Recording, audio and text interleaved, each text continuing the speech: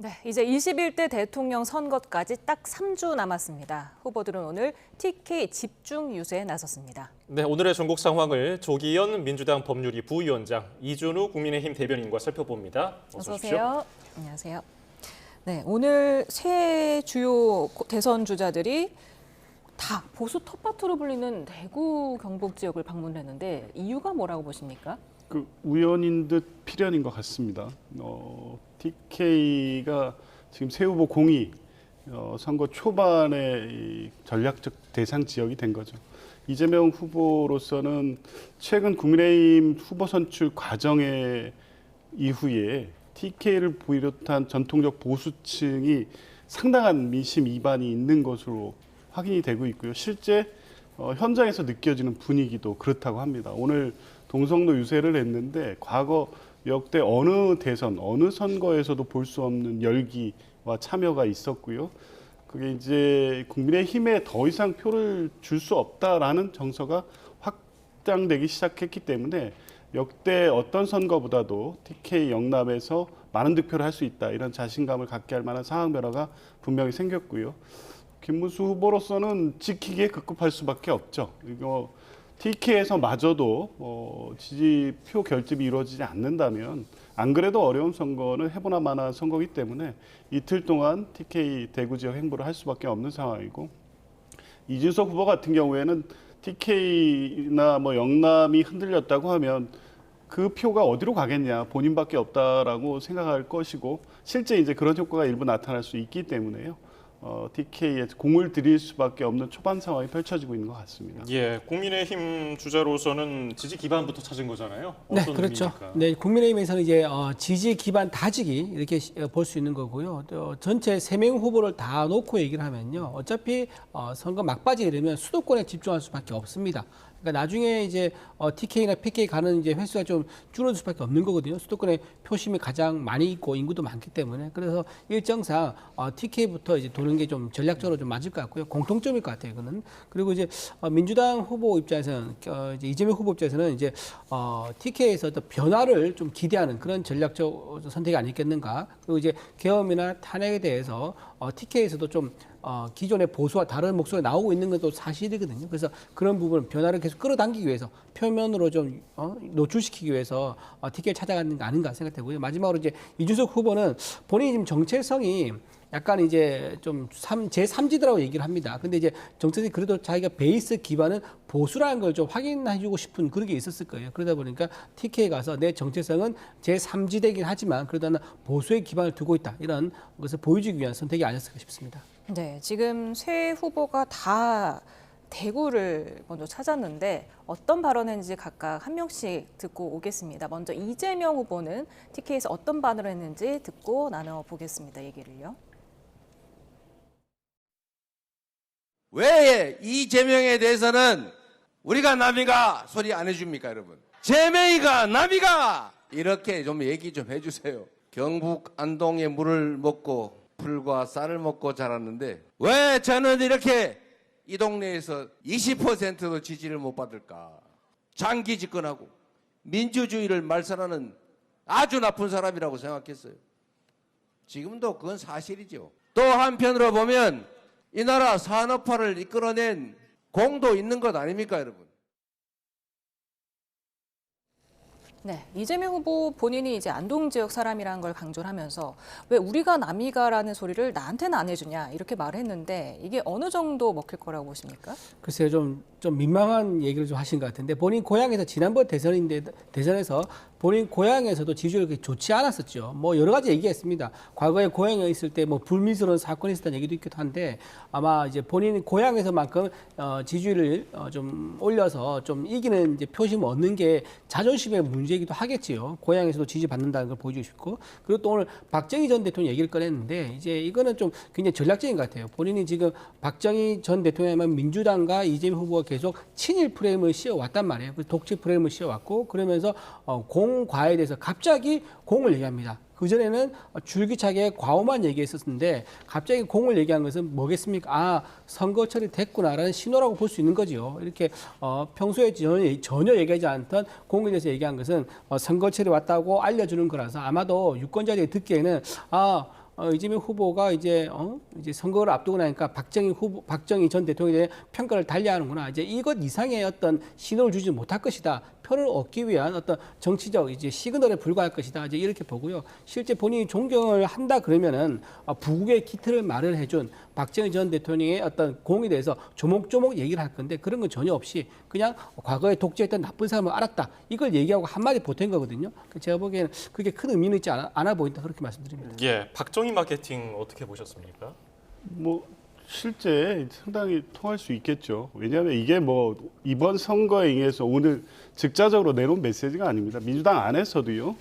역대 정권에서 공과 간은 공평하게 평가해야 된다는 입장을 늘 유지해 왔죠. 그래서 박정희 대통령의 독재라든가 민주주의를 억압했던 부분에 대해서는 냉정하게 평가하고 그 부분에 대해서는 뭐 입장이 달라진 적 없고 다만 이제 공에 대해서 산업화를 이루었다. 이 부분을 평가에 인색할 필요가 없죠. 특히 지금 이재명 후보가 내세우는 실용은 이념, 뭐 진영 이런 걸 떠나서 실제 이 비상계엄 내란으로 촉발된 이 민생 경제의 위기를 극복하기 위해서는 이제 그런 것과 관계없이 국민이 가장 잘 살 수 있는 길을 택할 것이다. 이런 입장과 노선이기 때문에요. 그 입장에서 보면 박정희 대통령이 일구었던 산업화의 성과를 지금 이 시대에 맞게 뭐 할 필요가 있고 그 적임자가 본인이라는 말씀을 강조하는 거고요. 실제 이재명 후보는 성남 시절 시장 또 경기도지사 때부터 이런 어떤 이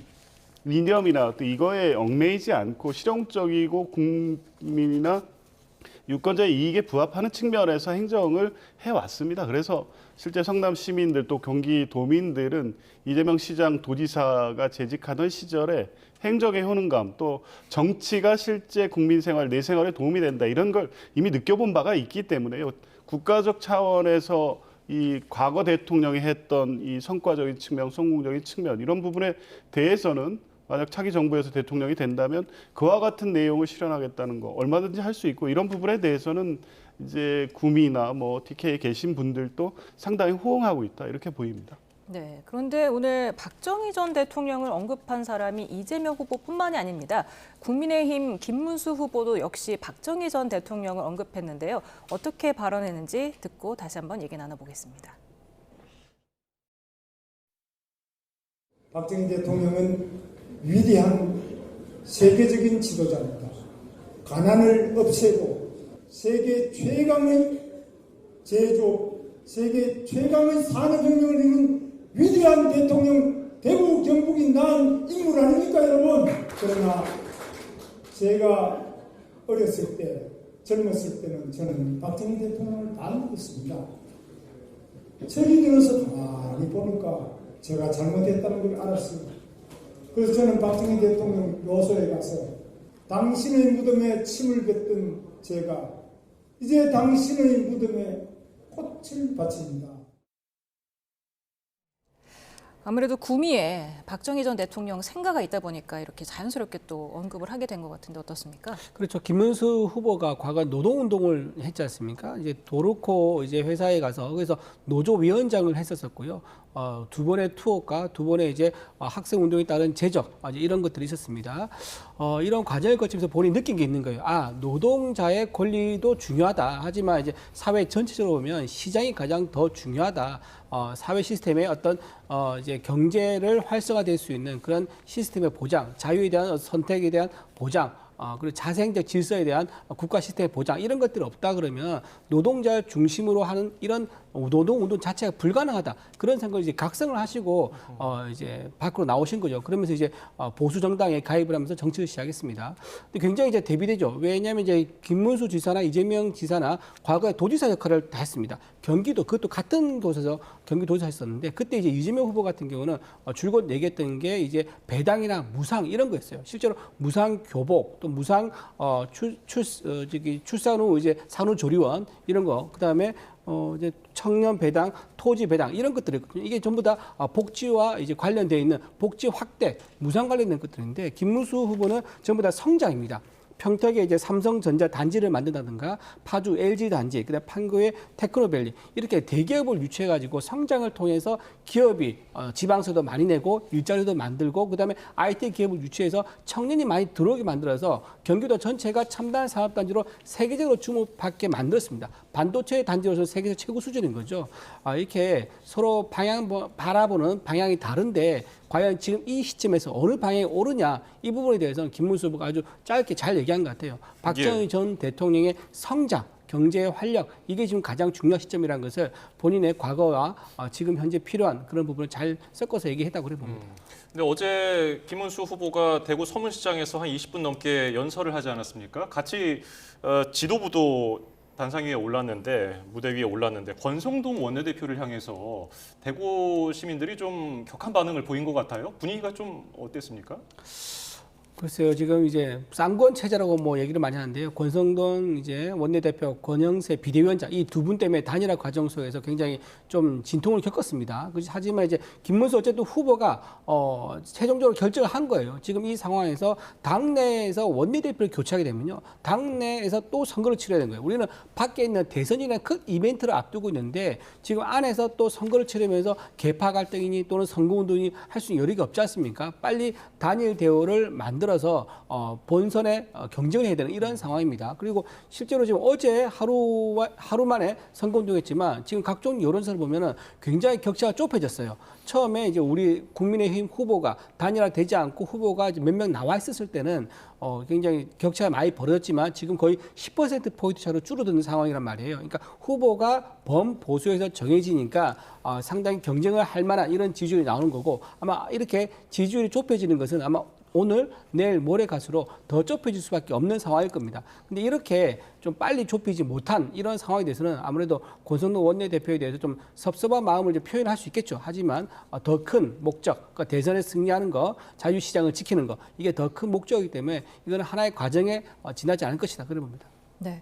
그런데 박정희 전 대통령을 언급한 사람이 또 있습니다. 민주당에 합류한 권오을 전 한나라당 의원이 어제 구미에 와서 박정희 전 대통령 생가에서 여쭤봤다. 박정희 전 대통령 부부께 이번에는 누굽니까 물었더니 이번은 이재명이다 이렇게 말씀을 하셨다는 거예요. 이거 어떻게 들어야 됩니까? 그러니까 뭐 박정희 대통령 생가에 가서 본인의 결심을 이제 그렇게 다졌다 이렇게 해석되면 맞을 것 같습니다. 뭐 거기 가서 그 말씀을 들었다는 게 어떤 뭐 미신적 이런 거 아니죠. 그냥 권오을 전 의원 같은 경우에도 영남의 이 어떤 이 정통을 두고 있는 과거의 뭐 핵심 보수 인사인데 이번에 이재명 후보 지지를 하고 나선 것 아닙니까? 그것은 이념과 관계없이 과거 정치의 어떤 이력과 관계없이 이번에 이 시대에 맞는 대통령은 이재명이다 이런 본인의 확신이 있었기 때문에 이재명 후보를 지지한 것이고 아마 본인이 존경하고 좋아했던 박근혜 대통령도 지금의 대한민국을 보고 있다면 이재명 후보를 선택하라고 말했을 것이다. 이런 본인의 어떤 결심과 각오에 대한 표현을 박정희 대통령의 이름을 빌어서 그 뜻을 빌어서 표현한 것이다. 이렇게 봤습니다. 이분이 유경수 여사님께도 여쭤봤다면서 그러면 어떻게 하면 이재명을 대통령으로 만들 수 있겠습니까? 물었더니 당당하고 떳떳하게 기호 1번 이재명을 외치라고 답을 하셨다고 했는데 이게 박근혜 전 대통령이 들었을 때는 어떨까요? 글쎄요, 좀 뭐 모르겠습니다. 권을 의원이 뭐 접신까지 한 건 아니었을 걸로 보이는데 이렇게 이제 돌아가신 분 생가에 가서 마치 뭐 영혼끼리 대담을 나눈 것처럼 말한 것은 좀 적절하지 않아 보이고요. 지금 그래 따지면 국민의힘 인사도 지금 DJ 생가에 있는 목포에 가서 또 그런 대화를 나눌 수 있겠죠. 선생님 이번에 누가 될 것 같습니까? 그래 이번 김무순을 해요. 이렇게 할 수도 있는 거예요. 그리고 방법은 어떻게 할까요? 노트에다가 김문수라고 100번씩 써, 한 페이지씩. 그렇게 한 건 다 채워. 그럼 되겠네. 라고 하면 어떡할 겁니까? 그러니까 이게 지금 뭐 이제 좀 과학적이고 합리적인 얘기를 해야 되지 본인이 찾아가서 어떤 상대 진영의 상징적인 인물의 생가에 가서 그렇게 좀 전선을 상대의 어떤 교란시키는 것을 목적으로 한 그런 발언을 하는 것은 좀 국민들 보기에는 좀 적절하지 않아 보인다. 그렇게 말씀드립니다. 예. 이준석 개혁신당 후보는 대구에서 대학생들을 만났습니다. 이준석 후보의 발언 듣고서 계속 이야기 나눠보겠습니다. 지난번에도 제가 대구에서 피켓 들고 인사하고 이렇게 할 때 많은 분들이 어쨌든 단일화나 이런 것에 대해서 어떻게 하겠냐는 입장을 물어보셨는데 지금은 많은 분들이 국민의힘 이제 더 이상 안 되겠다. 이제 한번 바꿔봐라. 이런 말씀을 하십니다. 저에게 국민의힘에 합류해서 고치라는 말씀을 더 이상 하지 않으십니다. 예, 이준석 후보에 따르면은 지금 TK 분위기가 단일화하라는 요구나 뭐 국민의힘과 합당 얘기가 없다는 건데 지금 실제로 분위기가 어떤 것 같습니까? 이준석 후보 입장에서는 지금 단일화가 없다고 단호하게 얘기한 게 굉장히 당연한 겁니다. 왜냐하면 지금 이준석 후보는 지금 처음으로 대선 출마한 거고요. 굉장히 젊습니다. 헌법에 나와 있는 나이 40의 규정을 딱 맞춰서 40대 돼가지고 대선 출마한 거거든요. 그렇기 때문에 여기서 본인 지지를 얼마나 끌어올 수 있을지 여기에 대한 본인한테 중요한 또 도전과 테스트이기도 합니다. 만약에 이준석 후보가 여기서 지지율을 두 자릿수 만든다 그러면 그건 정말 획기적인 이제 사건이 되겠죠. 하지만 지금 양강 구도 속에서 오늘 어제만 해도 지금 10% 차이가 점점 좁혀지고 있는 여론조사 결과가 나왔단 말이에요. 그러면 김문수 후보와 이재명 후보가 가면 갈수록 특히 저는 방송 토론 이유가 굉장히 좀 분기점이 될 것 같은데 방송 토론 이후에 치열해지는 양쪽 후보의 지지율이 되면요. 양쪽이 결집하면서 이준석 후보의 지지율이 좀 떨어질 가능성이 높습니다. 그러면 제가 보기엔 최소한 4%는 유지할 것 같은데 그렇게 되면 마지막 순간에 이준석 후보가 어디에 손을 들어주냐에 따라 가지고 대선 당선이 결정되는 그런 중요한 역할을 할 수 있는 거죠. 그러다 보면 이준석 후보한테는 새로운 정치적 길이 열리는 겁니다. 만약에 정권 창출에 본인이 손을 들어줘서 성공했다. 그러다 보면 뭐 과기부 장관도 할 수 있는 거고요. 아니면 최연소 젊은 총리도 할 수 있는 거고요. 이런 정치의 길이 확 열리는 거기 때문에 그 기회를 영리한 이준석 후보가 놓치지는 않을 것이다. 하지만 지금 이 상황에서는 단일화에 대한 거부하는 것은 당연하다. 본인의 어떤 지지율을 끌어당기기 위한 가장 좋은 전략일 수밖에 없는 겁니다. 네, 지금 단일화에 이렇게 명백히 선을 그으면서도 또 매일 단일화 얘기를 하고 있어요. 이준석 후보가 어떤 전략이라고 보십니까? 근데 이준석 후보는 단일화를 절대 하지 않겠다는 입장이 변한 적은 없죠. 근데 이제 좀 달라진 부분, 구분해서 봐야 될 부분이 있습니다. 지난주 말 한덕수 파동, 그러니까 후보 교체 시도를 했다가 다시 김문수 후보로 최종 확정되는 이 과정을 보면서 상당히 보수층의 동요가 있는 것은 분명해 보입니다. 그 이전까지 단일화를 하지 않겠다는 것은 원만하게 단일화, 이 한덕수, 김문수 후보 간 단일화 협상이 진행이 됐을 경우에 다음 상대는 본인이기 때문에 그때 단일화 없다는 몸값 올리기였죠. 그런데 후보 교체 파동이 있은 후부터는 이미 보수층의 동요나 이탈이 눈에 띄게 보이고 있고 여론상에도 나타나고 있기 때문에 이제는 정말 할 필요가 없어진 겁니다. 지금 대변인님 말씀대로 상당히 자력으로 10% 정도의 득표를 할 수 있다고 하면 이후 대선 이후의 보수 재편에 있어서 상당한 주도권과 힘을 가질 수 있게 될 것인데 지금 와가지고 핵심 보수층에서도 지지를 받지 못하고 있고 앞으로도 그럴 가능성이 높은 김문수 후보와 단일화를 할 필요성이 전혀 없는 거죠. 오히려 본인의 지지를 확장하는 게 이유를 볼 때 훨씬 유의미한 전략이라고 보기 때문에 지금 뭐 이준석 후보가 얘기하는 대로 이준석 후보와 김문수 후보 간의 단일화의 가능성은 0%다. 앞으로도 뭐 그럴 것이고요. 거의 입장 변화는 있을 것 같지는 않습니다. 예. 자, 이런 가운데 홍준표 전 시장의 지지자 모임, 홍준표와 함께한 사람들이 이재명 후보 지지를 선언했어요. 이건 어떻게 봐야 됩니까? 지금 저도 그 기사를 봤는데요. 이게 전부 다는 아니고 일부 인사가 좀 나와서 이재명 후보 지지 선언을 한 걸로 좀 그렇게 알고 있습니다. 그리고 지금 홍준표 전 후보도 여기에 대해서 좀 가타부터 얘기가 없거든요. 그래서 홍준표 후보와 정말 교감을 해가지고 그 뜻을 받들어서 간 건지 그건 이제 확인되지 않고 있습니다. 근데 지금 이 소식을 모르지가 않을 거예요. 지금 홍준표 후보가 지금 미국에 가 있기는 한데 미국 본토에 있는 게 아니라 지금 하와이에 있습니다. 하와이에 있기 때문에 소식을 금방 접할 수 있죠. 그리고 시차도 많이 안 나기 때문에 바로바로 본인 SNS에 올릴 수 있는데 아무런 글도 안 올리지 않습니까? 아마 홍준표 전 후보의 본인 뜻은 아닐 거다 지금 그렇게는 이제 생각이 되는 것 같습니다. 네, 안철수 전 후보가 홍준표 전 시장이 자신의 지지 모임이 이재명 후보 지지 선언을 한 것을 제지해야 한다 이렇게 밝혔는데 어떻습니까? 홍준표 전 시장이 알고도 묵인하는 겁니까? 아니면은 모르고 있는 겁니까 전혀? 알고 계셨겠죠. 이게 어느 정도 예고되고 있었고요. 본인을 지지했던 지지하셨던 분들의 상당한 동요가 있다는 거 알고 있었고 더 이상 뭐 국민의힘에 희망이 없다는 홍준표 후보 본인이 지금 얘기하고 있는 거 아닙니까? 상당한 배신감을 느끼고 있고 이게 일시적으로 이 경선 과정에 있었던 어떤 서운함의 표현 정도를 넘어섭니다. 그러니까 국민의힘은 보수 정당으로서 이제 향후 앞으로 존재 가치가 없다는 수준 정도의 내용이기 때문에 이런 인식을 하고 있다면 홍준표 후보를 지지했던 분들 같은 경우에 자연스럽게 그 다음 대안을 찾을 수밖에 없겠죠. 그런데 김문수 후보는 아니고 실제 그러면 대통령이 될 가능성이 매우 높은 이재명 후보와 함께 대구 또 지역의 발전을 이루겠다. 자연스러운 현상이고요. 그거를 홍준표 후보가 막기는 힘들 겁니다. 막을 수도 없고 막는다고 해서 될 일도 아니죠. 그렇다고 뭐 뒤에서 이제 그런 부분을 적극적으로 뭐 이렇게 그런 행위로 나가도록 할 수는 없겠지만 더 이상 막을 수 없는 흐름이다. 본인을 지지했다고 해서 본인의 어떤 지시나 의사에 따라서 정치적 행동을 하는 것을 기대할 수도 없는 상황이죠. 본인은 뭐 이제 정치 은퇴 선언을 하고 지금 미국으로 건너가 있기 때문에 지지자들의 이런 행위 자체에 대해서 그냥 존중하는 입장이 아닐까 그렇게 봅니다. 예. 저 좀 잠깐 좀 말씀드리면 지금 이재명 후보 쪽에서 하는 이제 투 트랙이 있는 것 같아요. 이제 본인 같은 경우는 중도 행보를 해서 외연을 확장한다는 거고 보수제 진영은 분열을 조장해서 전열을 흐트러뜨리는데 이 두 가지 트랙을 쓰는 것 같은데 본인이 그렇게 계획을 한데 가지고 계획이 그대로 실현된다는 보장이 없습니다.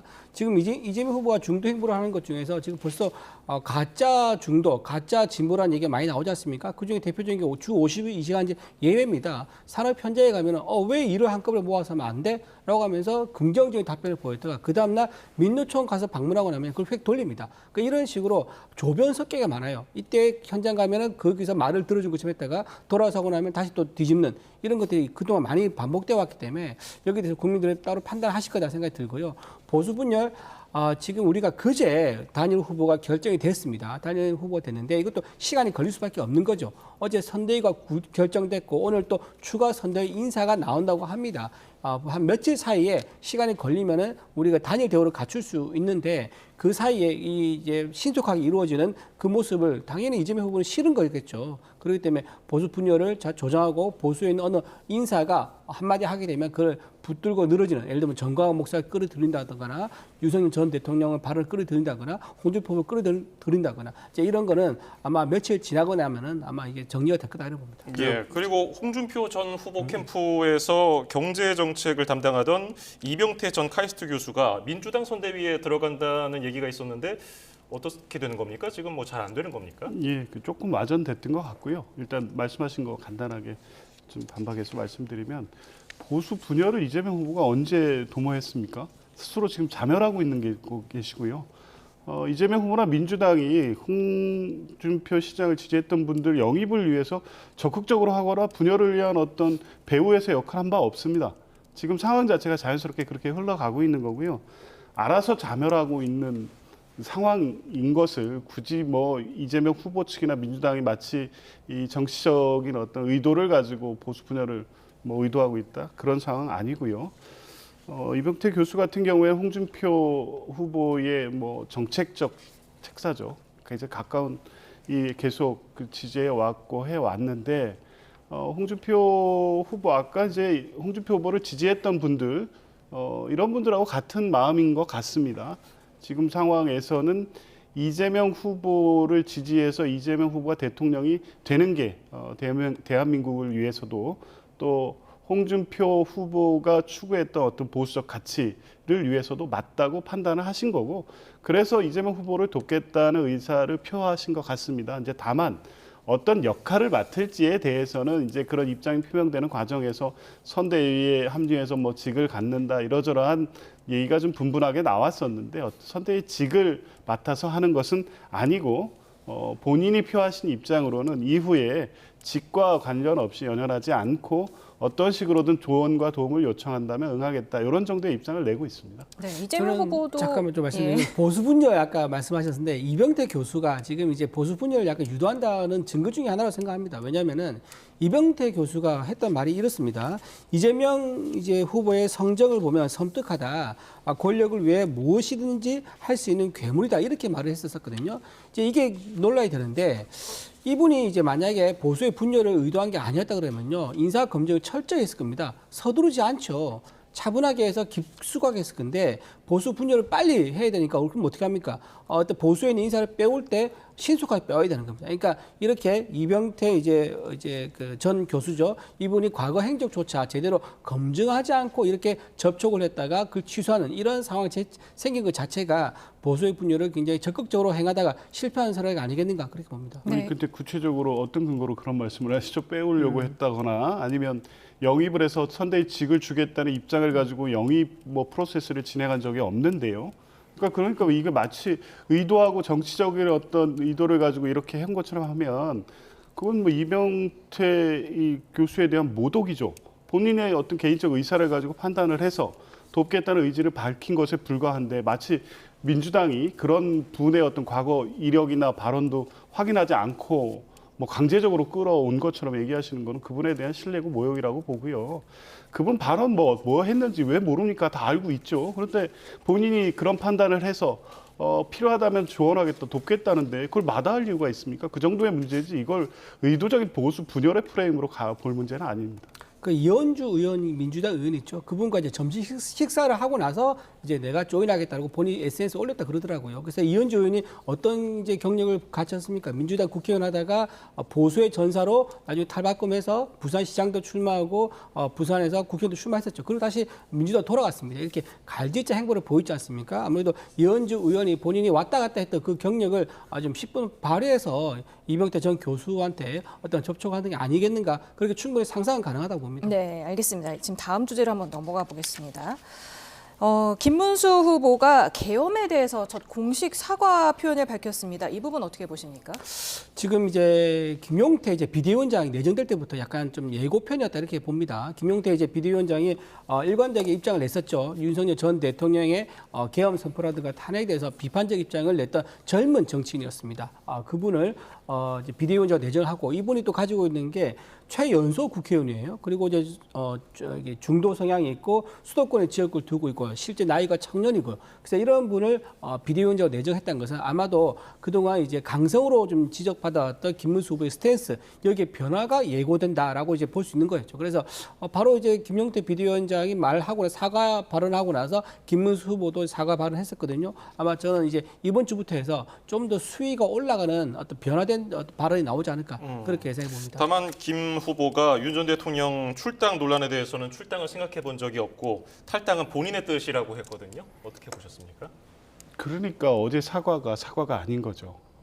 사과를 하려면 그것 때문에 국민들이 어려워졌으니 사과드립니다. 이건 사과가 아닙니다. 그거는 비상계엄 내란이라는 중대한 위법 위헌 행위로 발생된 그냥 결과일 뿐이고요.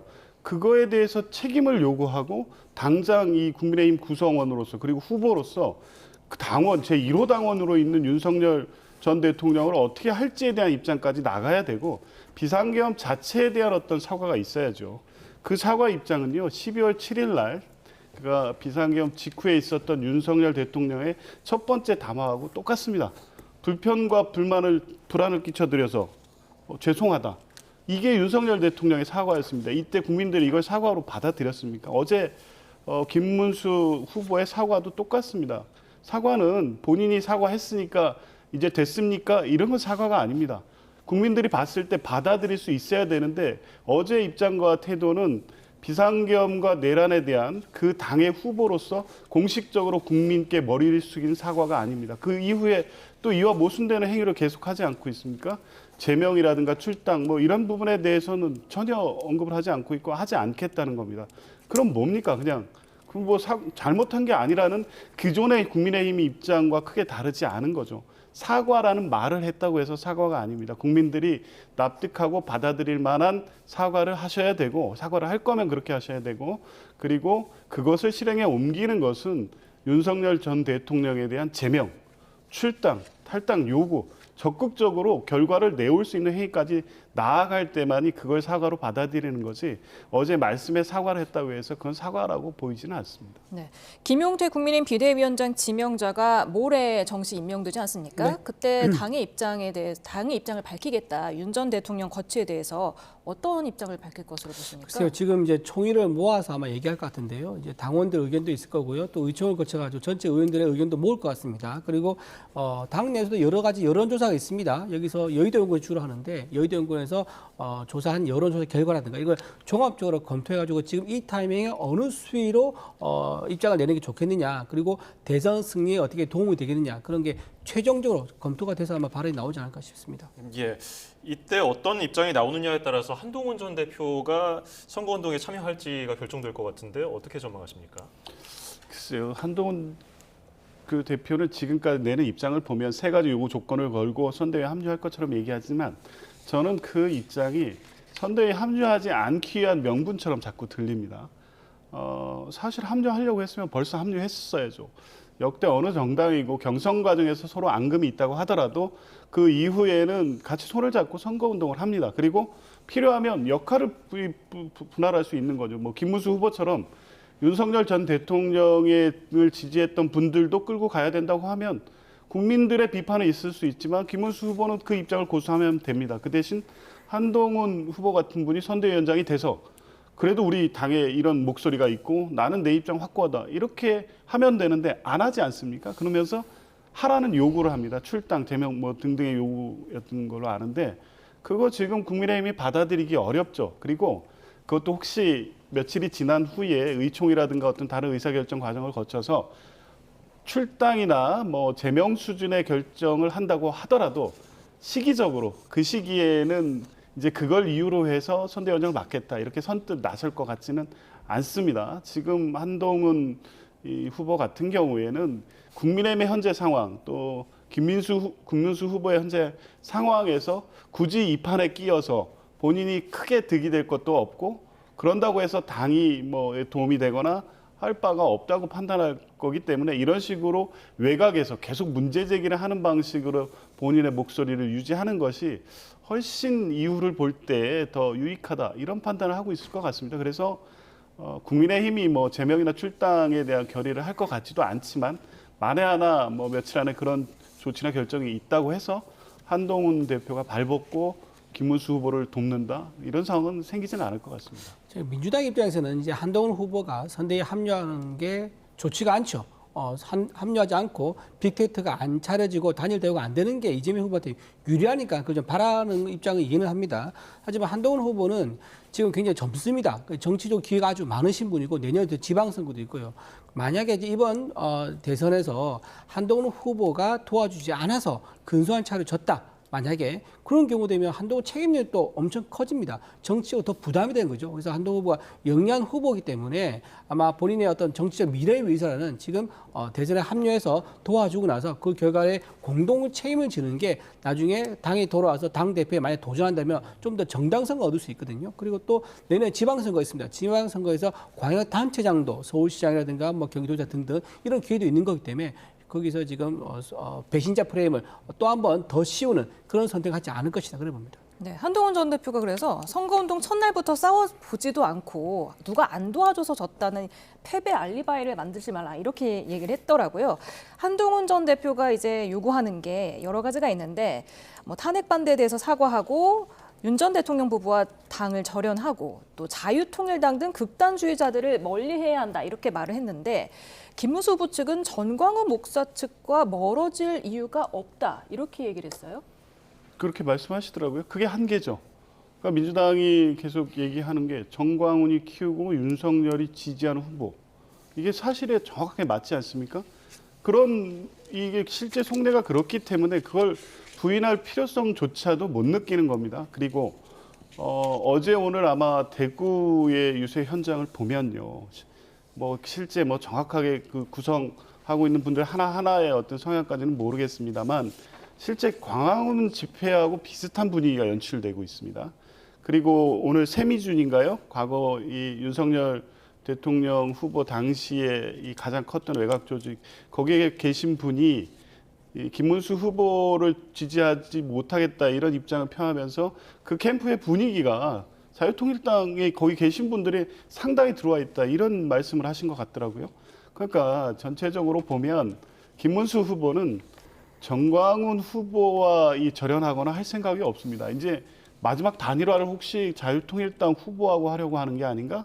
그리고 그분들까지 끌어안고 가는 것이 결코 뭐 나쁘지 않다 이런 판단을 당연히 하고 있는 것 같습니다. 그리고 뭐 이제 그런 상황을 보면 지금 뭐 이 정광훈 후보와는 계속해서 김문수 후보에 대해서 지금 청구서를 뒤밀고 있고 거기에 계신 분들이 실제 선거운동에 계속 나서고 있고 이 상황이 크게 다르지는 않을 것 같아서요.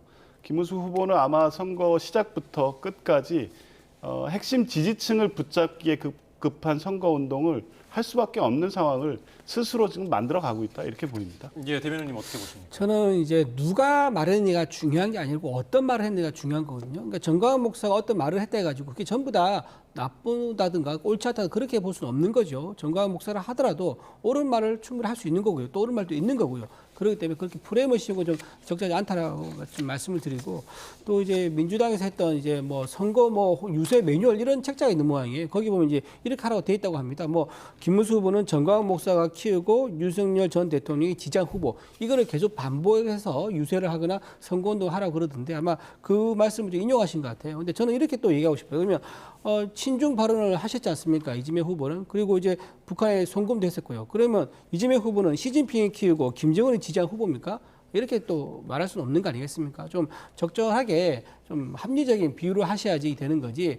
너무 프로파간다, 그러니까 선전 선동에 매몰돼 가지고 국민들이 공감할 수 없는 좀 허무한 말을 내뱉는 것은 옳지 않아 보인다. 중요한 말씀드립니다. 말씀이라 꼭 확인을 하셔야 돼요. 북한에 송금을 했다는 얘기가 무슨 말씀이죠? 대북 선거 때문에 재판 받고 있지 않습니까? 그걸 이재명 후보하고 무슨 관련성이 있는 거죠 지금? 이화영- 확인된 사실로. 사실로 말씀드릴게요. 이화영 후보가 지금 보냈다고 얘기돼 있고 검찰에서는 이화영 후보는 혼자 판단하지 않고 이재명 후보의 허락을 받아서 대북 선공했다라고 해서 기소를 한 상황입니다. 그 공소장의 내용도 사실하고 안 맞는 것 같고요. 검찰이 공소장에 그렇게 써놓으면 그게 예. 사실로 확정이 되는 겁니까?